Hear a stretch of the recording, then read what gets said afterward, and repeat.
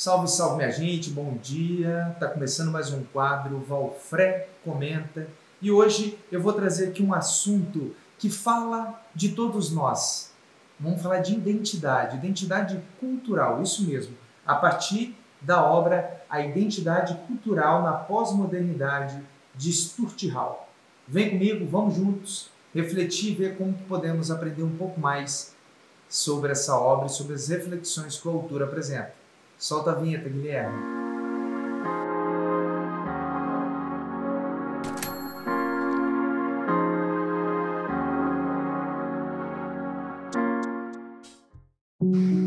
Então é isso, gente. Hoje vamos falar dessa obra que teve a sua primeira publicação em 1992. Eu estou aqui com a 12ª edição da editora Lamparina, tá certo? Então, a identidade cultural na pós-modernidade, traduzido pelo Tomás Tadeu da Silva e Guacira Lopes Louro, professores e pensadores desse assunto aqui no Brasil. Então, bom, o autor, Stuart Hall, se você não conhece, vale muito a pena dar uma pesquisada. Ele vai dividir a obra em 6 tópicos, ok? Em 6 tópicos. Identidade em questão, nascimento e morte do sujeito moderno, as culturas nacionais como comunidades imaginárias, globalização, o global, o local e o retorno da etnia, fundamentalismo, diásporas e hibridismos. E no final as referências. Bom, é um geral, eu não vou fazer um resumo geral da obra, mas quero traçar aqui alguns pontos para fazer com que você possa refletir um pouquinho sobre o assunto e também, quem sabe, ler sobre essa obra, porque é uma obra que nos apresenta uma linguagem muito acessível, uma tradução muito bem feita, né?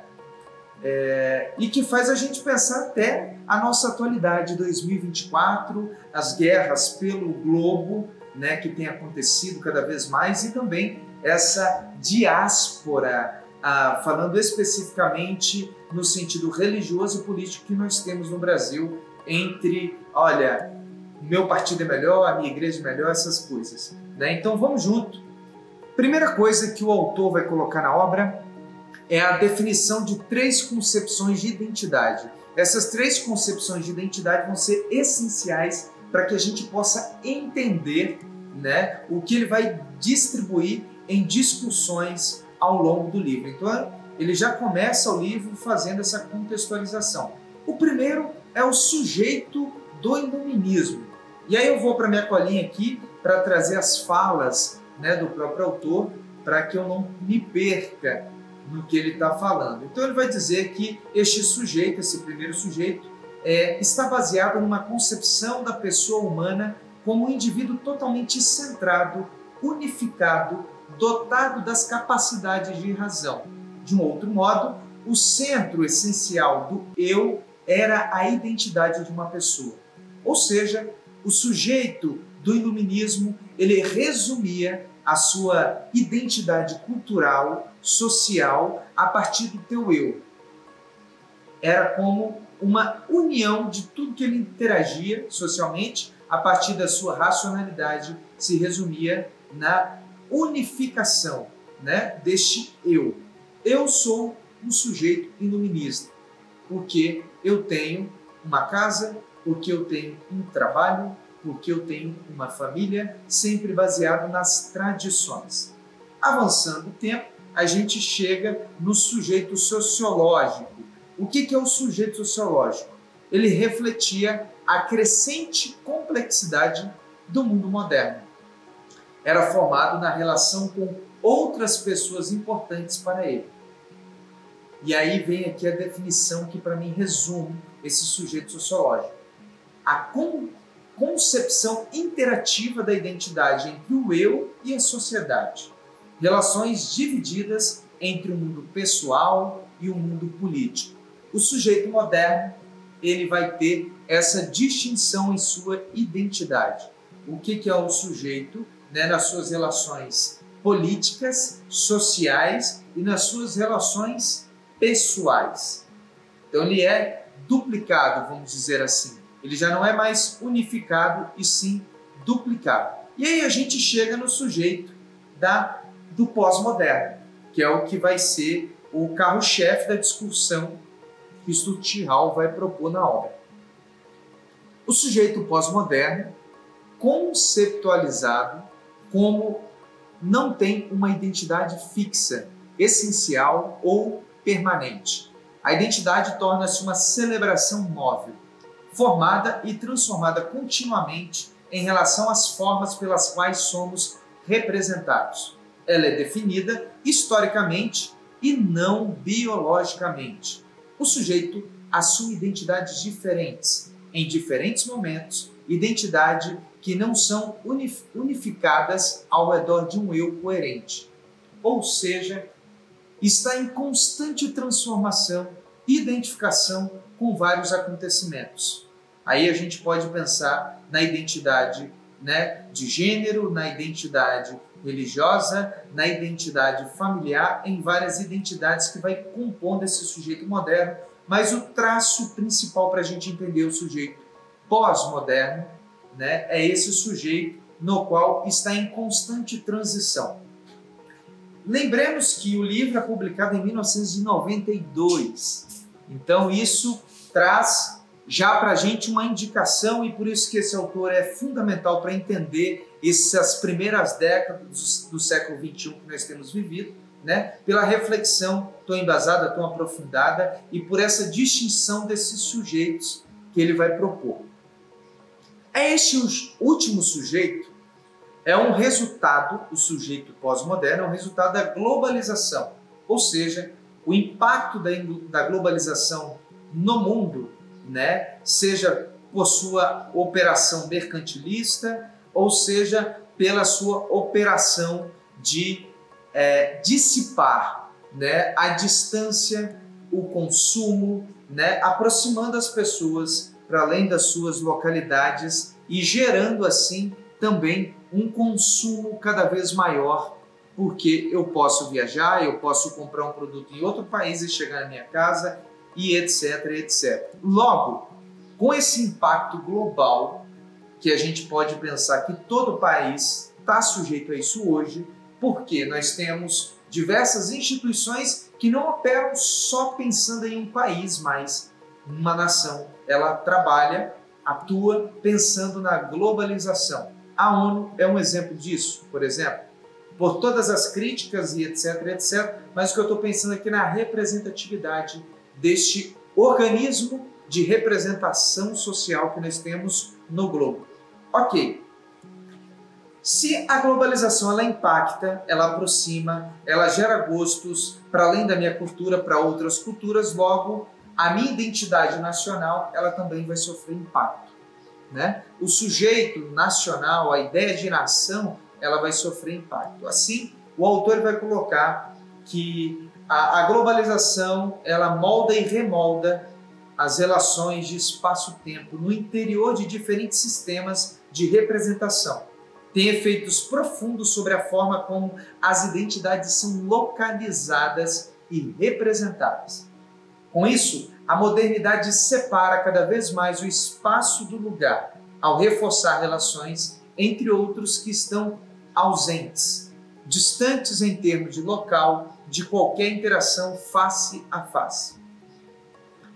Bom, esse impacto, que o autor vai trazer para a gente, esse processo vai ficar cada vez mais evidente com a pluralização das identidades, gerando um jogo das identidades. Ou seja, todos querem marcar o seu território direito a partir do eixo identitário que pertence. Como o autor mesmo diz, as pessoas não identificam mais seus interesses sociais exclusivamente em termos de classe. A classe não pode servir como um dispositivo discursivo ou uma categoria mobilizadora através da qual todos os variados interesses e todas as variadas identidades das pessoas possam ser reconhecidas e representadas. Falando de um outro modo, a gente olha para a sociedade hoje, principalmente no Brasil, a diversidade que nós temos de religiões, de partidos, de gostos culturais, que muitas das vezes são gostos que nem estão presentes em nosso país, mas que passam a fazer parte por pertencermos a um jogo de identidade que não é mais local e sim global. Assim, surge uma necessidade histórica desse sujeito pós-moderno, nessa sociedade da modernidade tardia que o autor vai colocar, de firmar sua identidade local diante de uma identidade plural em nível global. Ou seja, a globalização ela descentra o local. Tais mudanças associadas à modernidade libertaram o indivíduo de seus apoios estáveis nas tradições e nas estruturas. Ou seja, nós temos aqui uma mudança da cultura enquanto nacionalidade, enquanto gostos culturais dos sujeitos. Nós temos aqui práticas novas sendo surgidas em quesito de consumo cultural e político, religioso, efeitos da globalização. Então, o sujeito pós-moderno ou dessa modernidade tardia, principalmente da segunda metade do século XX para o fim do século XX, é basicamente mapeado e alimentado por essas alterações e com isso, esse sujeito histórico não firmado mais nessa modernidade tardia em sua nacionalidade passa a influir alterações na contramão. Stuart Hall vai destacar que o discurso da cultura nacional não é assim tão moderno como aparenta ser. Ele constrói identidades que são colocadas de modo ambíguo entre o passado e o futuro. Ele se equilibra entre a tentação por retornar a glórias passadas e o impulso por avançar ainda mais em direção à modernidade.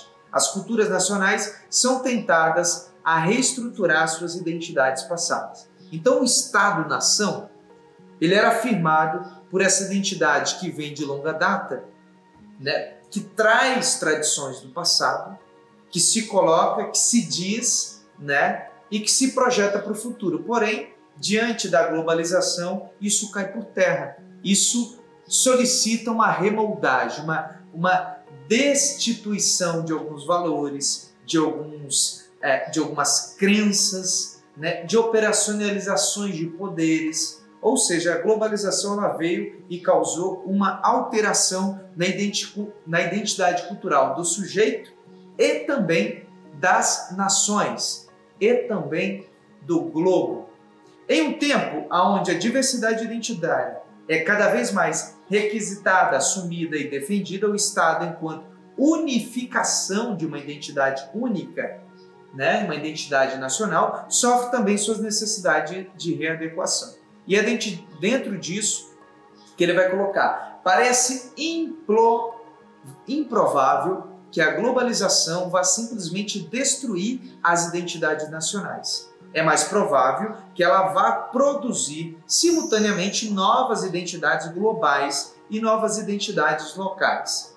Em toda parte estão emergindo identidades culturais que não são fixas, mas que estão suspensas em transição entre diferentes posições, que retiram seus recursos ao mesmo tempo de diferentes tradições culturais e que são o produto desse complicado cruzamento e misturas culturais que são cada vez mais comuns no mundo globalizado. No geral, o que nós temos é a presença de uma identidade que ela não é mais unificada. Certo? Nesse sentido, unificado antigo, que é apegado a tradições locais e nacionais. Mas sim, nós temos a possibilidade de identidades interconectadas, transitórias e que não se firmam mais somente em suas tradições e nas suas localidades. Há nesse processo um hibridismo cultural que contesta o passado, que lança possibilidades transitivas de ser desse sujeito cultural da pós-modernidade. Então nós temos aí um resumo geral para refletir e pensar o seguinte, O sujeito ele vai expandindo as suas condições de comercialização, de contatos, entre países e neste processo o sujeito cultural ele vai sendo remoldado. Então nós estamos numa era aí que já não é nem mais pós-moderno, nessa era contemporânea onde que falta uma definição, né? Ou se a gente pegar uma sugestão do pensador Zygmunt Bauman aqui para cooperar, desse sujeito líquido que está em constante mudança, né? Nós estamos em um tempo onde que é preciso, não que é preciso, mas as pessoas estão cada vez mais centradas em firmar aquilo que diz quem ela é em seu território, para que a globalização não apague isso. E não vai necessariamente apagar, né? Mas vai influir mudanças, repensar, porque é preciso entender que nós somos uma sociedade diversa, culturalmente, em tantas frentes, né? Nós somos países e povos diversos em diferentes questões. É preciso respeitar as diferenças. Basicamente, né, o autor ele vai propor essas reflexões para a gente entender um pouco desse sujeito pós-moderno, né, onde que sua cultura não é mais fixa e sim transitória. Espero que vocês tenham gostado, né? Falei um pouco rápido para não me alongar tanto, mas tem assuntos que precisam de um aprofundamento a mais. Espero que vocês busquem ler essa obra, porque ela é fantástica e muito direta no que quer passar. É isso, um grande abraço e que possamos respeitar cada vez mais as diversidades identitárias culturais.